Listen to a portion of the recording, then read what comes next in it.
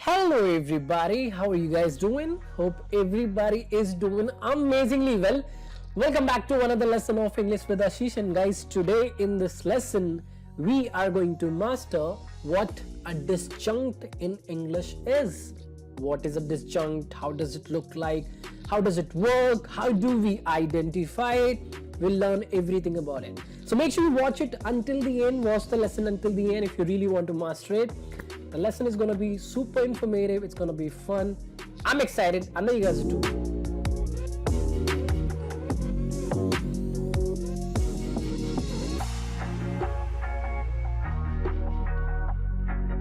Alright everybody, let's start with understanding what exactly a disjunct is. So a disjunct is type of an adverbial. It's a type of an adverbial, right? That means it is something that functions as an adverb, which is an adverbial, right? It is an adverb. So it functions like an adverb, but instead of modifying one particular word or a group of words, a phrase, it modifies the entire clause. It modifies the entire sentence, right? So a disjunct is a type of adverbial in English that modifies an entire clause. Note this, it doesn't modify one particular word or words, it modifies the entire clause, the entire sentence, all right? And passes a comment on the situation. So it modifies the entire situation and passes a comment on the situation, and this comment is coming from the speaker or the writer of the sentence, which is generally the speaker's mood or the point of view of the situation or the feeling about the situation, or the level of truthfulness the speaker is showing, right, about the statement, right? So it generally shows the point of view of the speaker, what the speaker or writer really feels about the situation, all right, or the level of truthfulness of the speaker in the statement, how accurate, how true the statement is from the speaker's perspective, right? So it is an adverbial, an adverb that generally comes at the beginning of the sentence, and after that we have a comma if it comes at the beginning of the sentence, and then comes the main clause, and it modifies the main clause, the entire clause, right? Passes a comment on the clause, passes a comment on the situation, letting you know the mood, the point of view, the feeling of the speaker about the entire situation, right? So it generally comes at the end of the, at the beginning of the sentence. It can also come at the end of the sentence. When it does, you will not see a comma before it, right? So it will not be offset or separated by a comma if it comes at the end of the sentence, which it generally doesn't. All right, it generally comes at the beginning of the sentence. I'll show you some examples. So these are the two possible structures in which a disjunct comes in. All right, now let me show you some examples and make you understand how it looks like and how it functions. Example number 1. Honestly, I don't earn a lot of money from blogging. Honestly, I don't earn a lot of money from blogging. So honestly is an adverbial, right?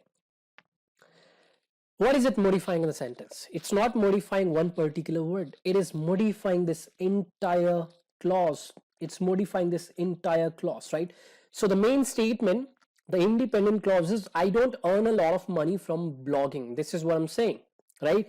And I'm saying it with honesty, right? So the speaker is honest about what the speaker is saying. So I am honest as a speaker. I am honest when I say I don't earn a lot of money from blogging. So honestly is a disjunct. It is outside the main clause, right? Outside the construction of the main clause, right? Syntactical construction of the main clause, and you see a comma, right?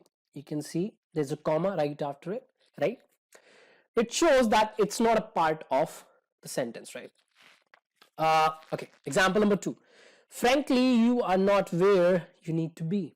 You need to work hard to get this job.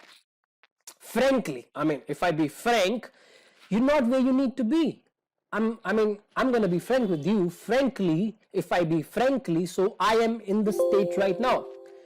Frankly, you are not where you need to be. You need to work hard to get this job. So the speaker is frank when the speaker is saying whatever the speaker is saying, which is you're not where you need to be. You need to work hard to get this job, right?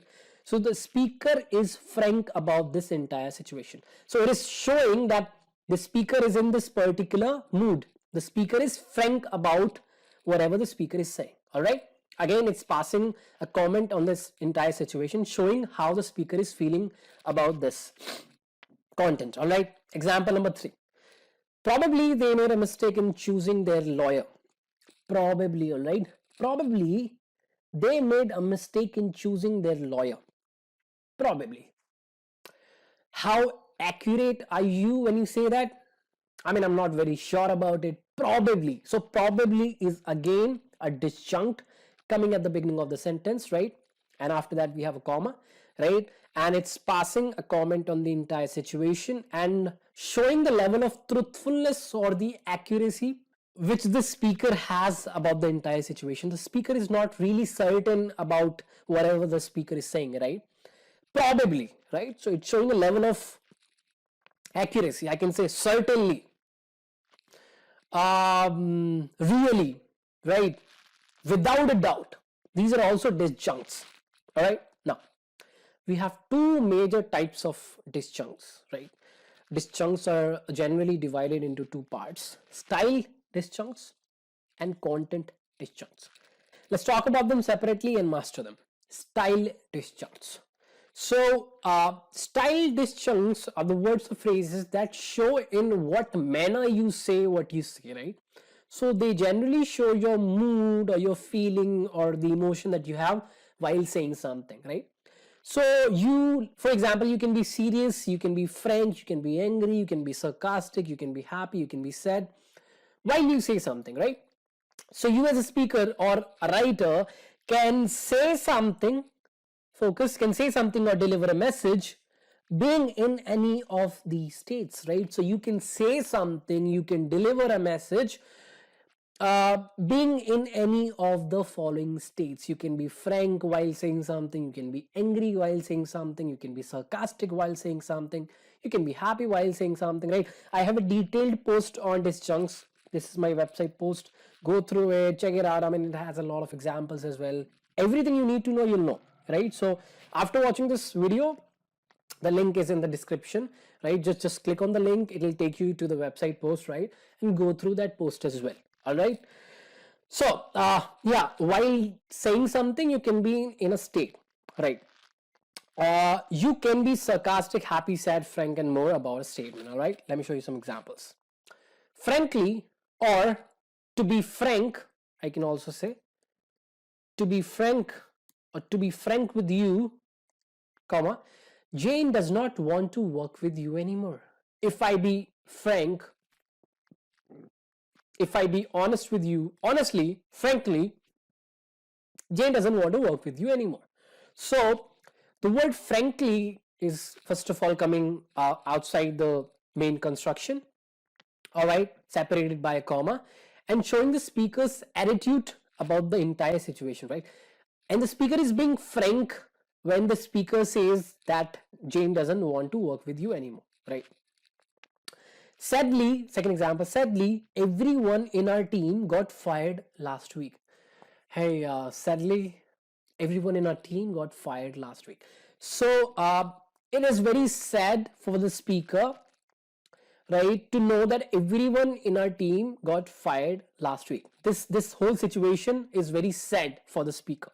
So the speaker is sad when the speaker says everyone in our team got fired last week. So it is showing the speaker's mood or in what state the speaker is in while saying this. All right.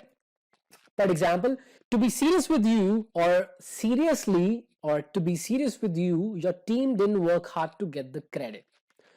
To be serious with you, or seriously, your team didn't work hard to get the credit, right? Your team didn't work hard. If I say your team didn't seriously work hard, now it is modifying the verb work. Work, seriously work. It's not working as a disjunct. Now it is simply an adjunct, an adverbial, right? But when it comes at the beginning of the sentence and doesn't modify one particular part of the sentence, instead modifies the entire sentence, it functions as a disjunct. All right. So to be serious with you, see, the speaker is in a certain state when the speaker says this. To be serious with you, so the speaker is serious when the speaker says this, that your team didn't work hard to get the credit. All right. Okay. Content disjuncts. Content disjuncts usually refer to the speaker's accuracy of the statement, right? How truthful or uh, certainty the speaker is showing about the statement, what the speaker is saying. All right. So here the speaker shares his or her opinion in terms of the accuracy of the truthfulness of the statement. How accurate, how truthful the statement is in speaker's eye. All right, let me show you some examples. Undoubtedly, you deserved to be the next leader of the team. See, undoubtedly, this is the main clause. You deserve to be the next leader of the team. So the main clause is you deserved to be the next leader of the team. And I say this with absolute certainty.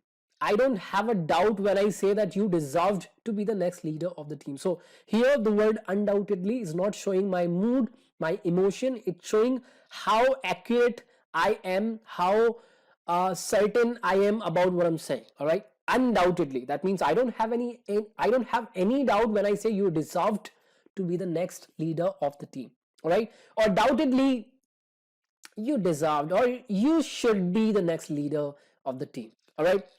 Truly, I didn't know she was your sister. I didn't know she was your sister. Truly. I didn't know she was your sister is the main clause, right? I didn't know that, right? And I truly did not know this, right? So I am true, I am 100% sure, I am 100% accurate when I say that I did not know that she was your sister, right? I'm not making anything up. I am absolutely 100% true about it. The last sentence, perhaps she was drunk when she came to the office.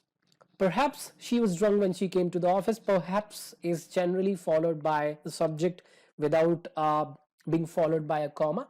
But you can use a comma if you want to, right? That's not a problem. But still, it is a disjunct. Perhaps. Perhaps she was drunk when she came to the office. So I'm saying she was drunk when she came to the office. How sure I am? Perhaps. I'm not very sure. Like perhaps. Probably. Perhaps. So it's showing how accurate, how true I am. Like I'm showing it. I, being the speaker, I'm letting you know that I'm not absolutely sure about it. So it's showing the level of truthfulness or the accuracy of truth that I have in my statement. All right. Perhaps, probably, certainty. Sorry, certainly. Certainly she was drunk when she came to the office. Certainly, absolutely, no doubt, no doubt. All right. Now, disjunct versus verb adverb. Verb adverbs are basically adverbials. These modify a verb. Disjunct, they don't modify a verb, they modify an entire sentence, right? For example, I seriously worked with these guys. So I seriously worked with these guys. Seriously is an adverbial, right? Now, what is it modifying? It's modifying the verb worked, right? I seriously worked. I worked with these guys. I seriously worked. I worked in a serious manner. These guys, right?